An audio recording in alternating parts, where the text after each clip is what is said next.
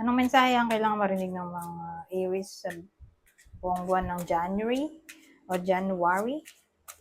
Pwedeng nangyayari na to o mangyayari pa lang. Kung hindi man para sa inyo itong magiging reading, di baka para sa someone na malapit sa inyo o sa someone na kakilala niyo mismo.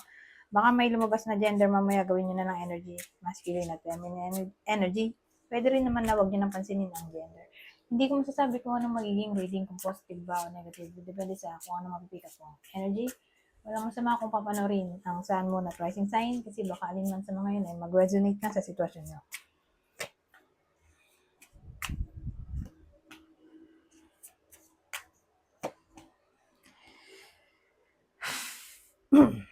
The moon, the hangman, ace of wands, the knight of wands.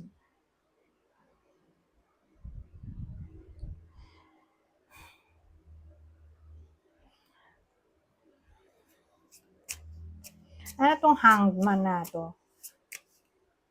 Kawawan mo si Santa Claus. Hindi magkasya doon. Pinagkakasya nitong dwarf. Pero ano to?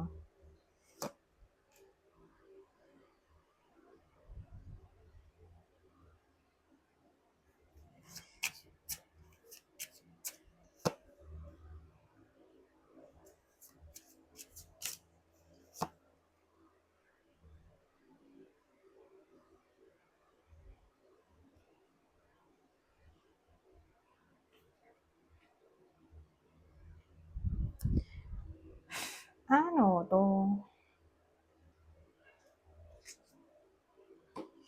Kasi ang dating sa akin may nagpa-fantasize. May someone na nagpa-fantasize.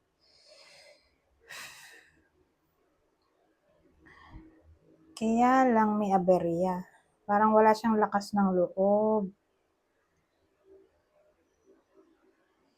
Kung paano niya susolusyonan ang problema niya sa pera. Ganun eh. Na para bang napoprocrastinate kasi siya dito sa Hangman Plus to. Napoprocrastinate yung tao dito. Gusto niya magkapera.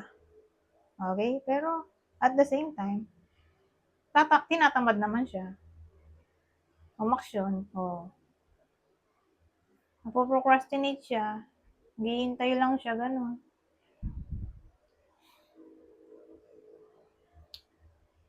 So, ang dating kung nangyayari na to, kung mangyayari pa lang, yung procrastination dito ay mag-end kasi nandito na yung Ace of Wands.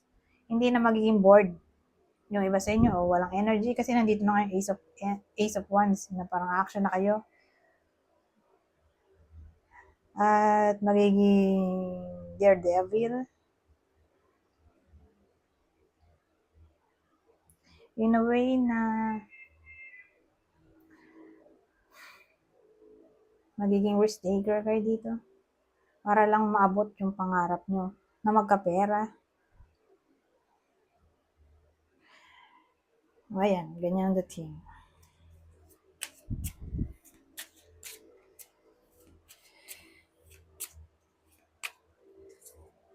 Kaya lang masyadong saglit lang yung reading. Punta na nga tayo dito sa susunod. Ano bang masasabi nito?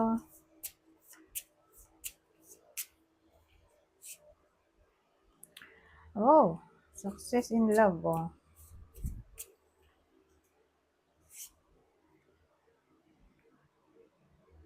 Oh. Success in love. Pero ang tatamaan nito ay lalaki. So, sabihin natin may liligawan siya o nililigawan. Mukhang sasagutin na siya dito. Ngayon, kung yung lalaki, nagkakaroon siya ng problema sa misis niya o sa girlfriend niya, mawawala rin yan, yung problem na yan dahil nandito nga yung success in love. Okay? Para bang ma-overcome ng lalaking to Yung anything na pwede niya ma-encounter na negative. At magiging masaya siya dito. Pero sabihin nating single yung lalaki, di may darating na sa buhay niya na someone new. O new love interest.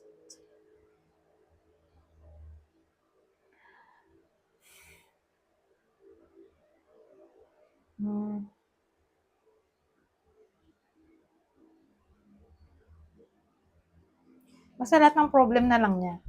In general na. Ay mawawala. Maayos din. Okay, gawin na lang natin tong success in everything.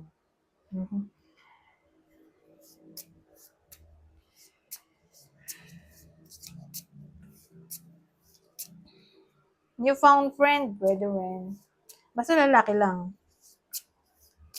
Yung bida dito. Lalaki ulit. Pwede rin naman sa babae, pero tatama lang sa kanya kung extrovert siya. Well, case-to-case basis. Either siya yung magsisend o makaka-receive ng gift. Kasi may gift tayo dito. Sending o receiving ng gift kasi yan. O kung di man literal nag-gift, something na ikasasaya ng iba sa inyo na parang masisurprise sila. Example, promotion, recognition,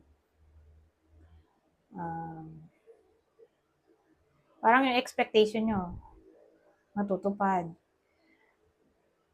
May support na matatanggap in times of crisis. O sabihin natin, ang gift ay opportunity in all forms na. Lalo na sa trabaho. Kung yun ang gusto. Actually,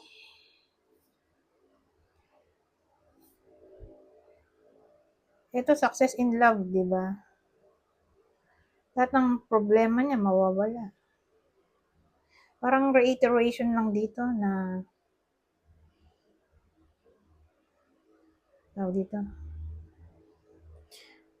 na pwede ang reconciliation. Okay? At sure na magiging masaya siya. Kasi dalawa yung indicator natin na nagbibigay ng clue na magiging masaya siya.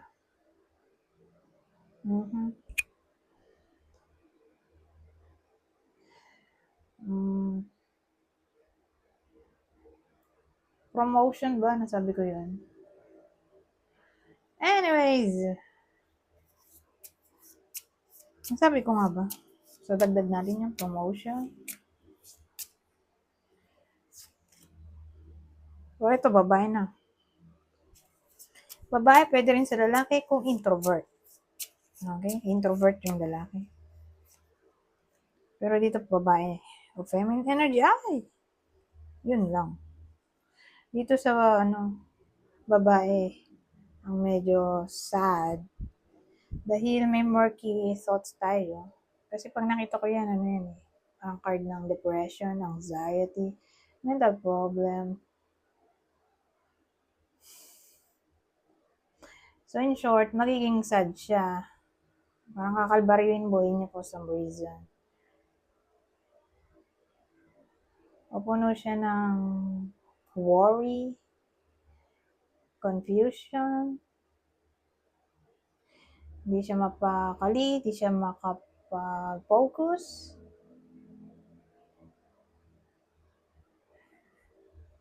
Maraming bumabagabog sa isip niya. So, bumababa yung self-esteem niya, self-confidence, puno siya ng doubt, self-doubt. Na parang nawawalan na siya ng pag-asa. Ano kaya to? Maganda ko i-clarify natin to. Bakit ganyan? Yung babae.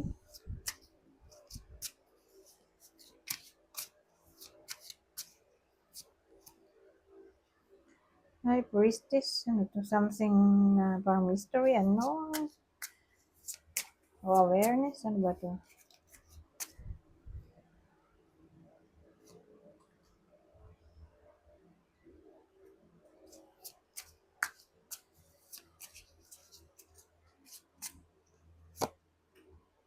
Oh.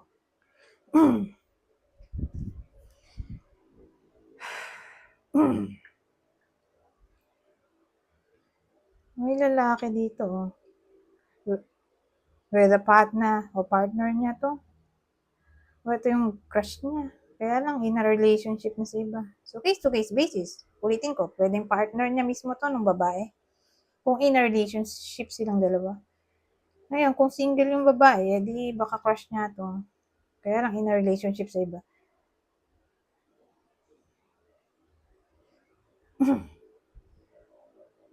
Nakita naman natin may 5 of Cups, oh. So, ano ba yan? Sadness. Sadness din yung murky thoughts natin. So, yung asawa niya o boyfriend, karelasyon na lang in general,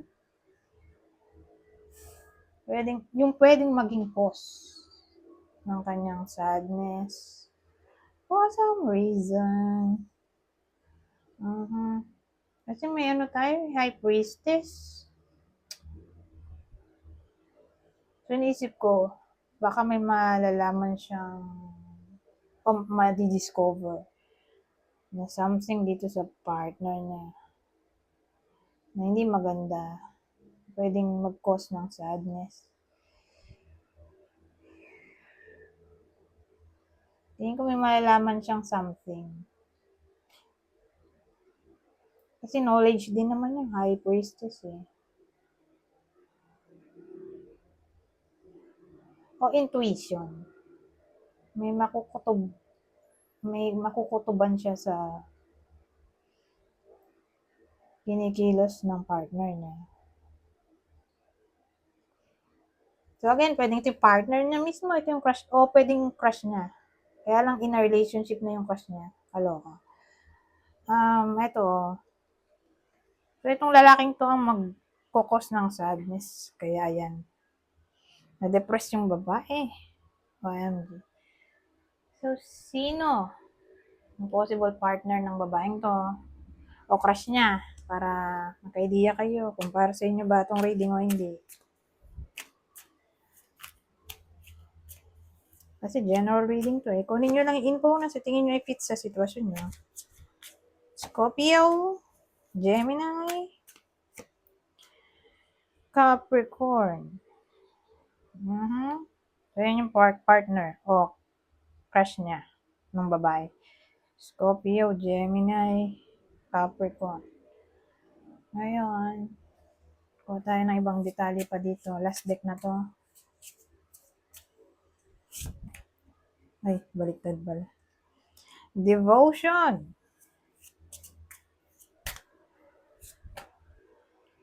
Creation.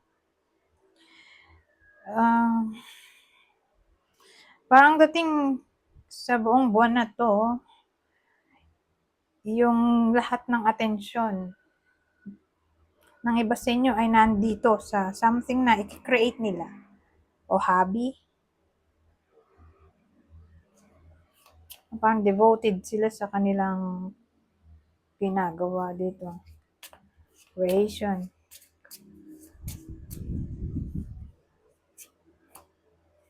Peace. Yan ang maganda, peace.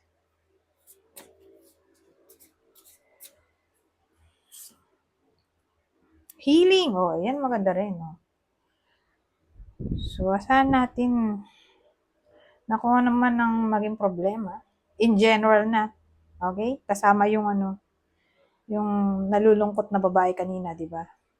Sama na rin natin siya. Kasi in general na to. Kung ano man yung problema, maayos din dahil nandito yung healing at peace, oh.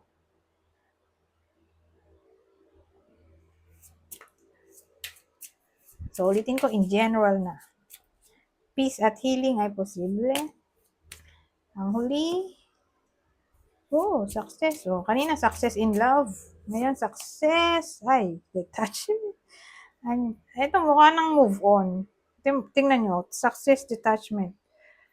So, una kong naisip ay pag-move on sa someone na toxic o situation na toxic o bad habits na toxic. So, kung sakali man nasa January, may resolution. Di ba usually may resolution? New Year's, ano ba sabi? Resolution? Di ba may ganun? Na para bang may mga gusto kayong mangyari na target. Isa na doon yung tanggalin yung mga hindi na kailangan sa buhay, di ba? Resolution.